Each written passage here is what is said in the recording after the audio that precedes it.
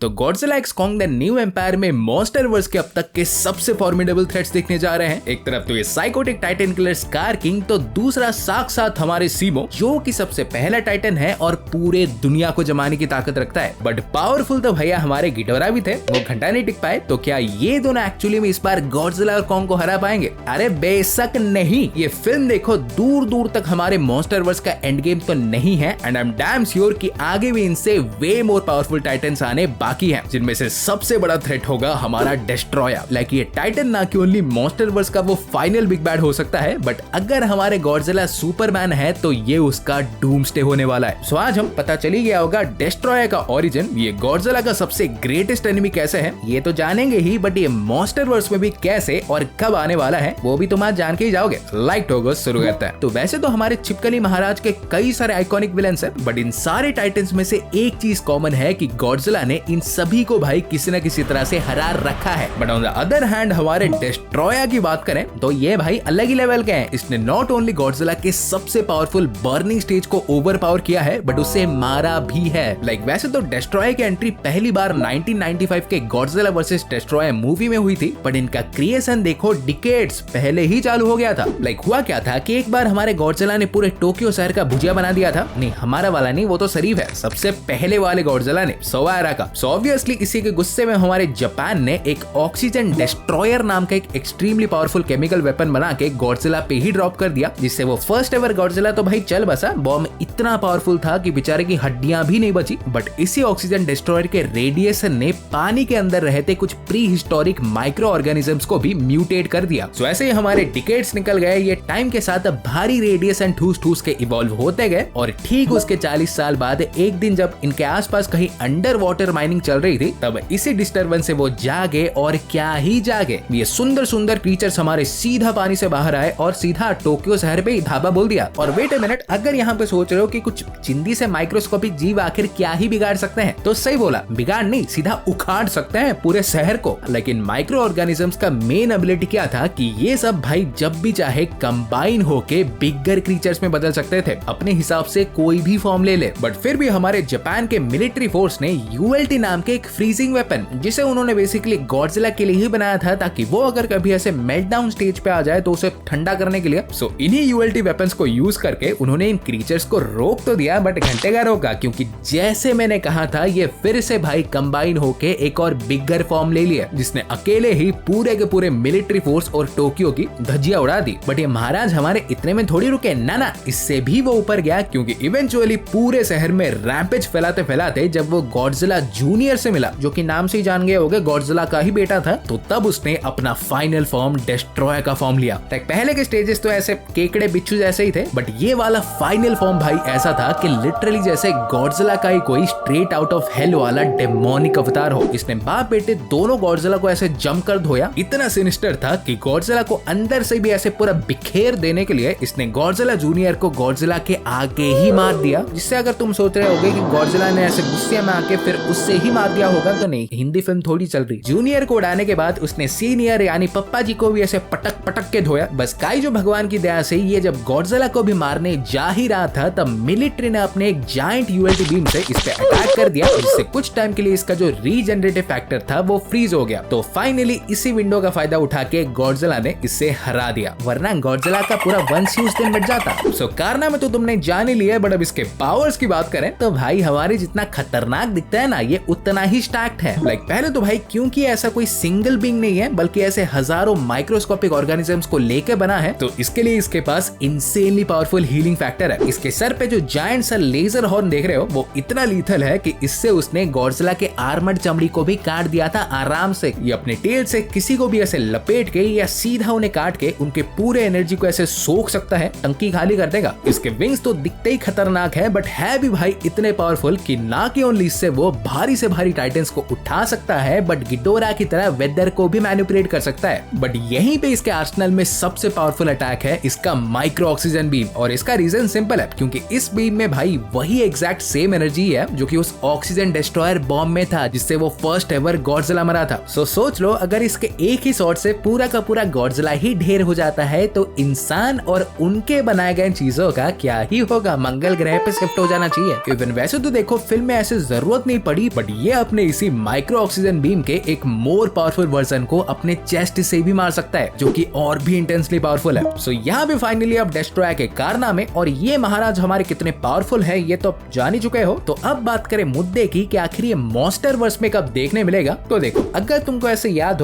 नहीं हो तो रिकॉल कर देता हूँ। तो गॉडजिला किंग ऑफ मॉन्स्टर्स में ही जब गॉडजिला और गिडोरा समंदर में ऐसे लड़ रहे थे, तभी यूएस मिलिट्री ने इन दोनों को ऐसे एक टाइम में निपटाने के लिए अपना ऑक्सीजन डेस्ट्रॉयर ड्रॉप कर दिया था, जिससे गिडोरा का तो ऑब्वियसली घंटा कुछ नहीं हुआ, बट गॉडजिला हमारे ऑलमोस्ट निकल लिए थे। सो माय थ्योरी इज कि जैसे सोवा एरा में ऑक्सीजन डेस्ट्रॉयर के रेडिएशन से वो माइक्रो ऑर्गेनिज्म से म्यूटेट हो गए थे ना, और बाद में जाके डेस्ट्रॉयर बने थे, तो वैसे ही भाई किंग ऑफ मॉन्स्टर्स में भी उस ऑक्सीजन डेस्ट्रॉयर ने कुछ माइक्रोस्कोपिक ऑर्गेनिजम्स को म्यूटेट कर दिया होगा, और करंटली वो इवॉल्व हो रहे हैं, होते जा रहे हैं। और अपन लोग तो भाई विजनरी हैं, तो लगे हाथ ये भी सोच लेते हैं कि मे बी इन्हीं ऑर्गेनिजम्स का एक मेजर टीज हमें Godzilla x Kong the New Empire के पोस्ट क्रेडिट में ही मिल जाएगा, और वहीं से ये डेस्ट्रॉयर को सेटअप करेंगे, और प्रोबेबली हमारे मॉन्स्टरवर्स के अगले तो शायद नहीं, मे बी अगले के अगले इंस्टॉलमेंट या गॉडजिला के ही आखिरी सोलो फिल्म में डेस्ट्रॉयर फाइनली देखने मिले। तुम्हें क्या लगता है? Let me know. और डेस्ट्रॉयर को लेके तुम्हारे थॉट्स क्या हैं जरूर बताना, क्योंकि मेरा तो भाई one of the most favourite है, और मॉन्स्टरवर्स वाला वर्जन तो और भी अमेजिंग होगा। तो हाँ गाइस, आज के लिए बस इतना ही था, और वीडियो अगर पसंद आई हो तो लाइक बटन को ऐसे रॉक बॉटम मार दो, और ऐसे यू ऑल नो रापचिकदार कंटेंट मल्टीवर्सल हो, मॉन्स्टरवर्स हो पाते रहने के लिए चैनल को सब्सक्राइब कर दो, और मैं तुमसे मिलूंगा अगले वीडियो में। सो गाइस, तब तक बाय और टेक केयर।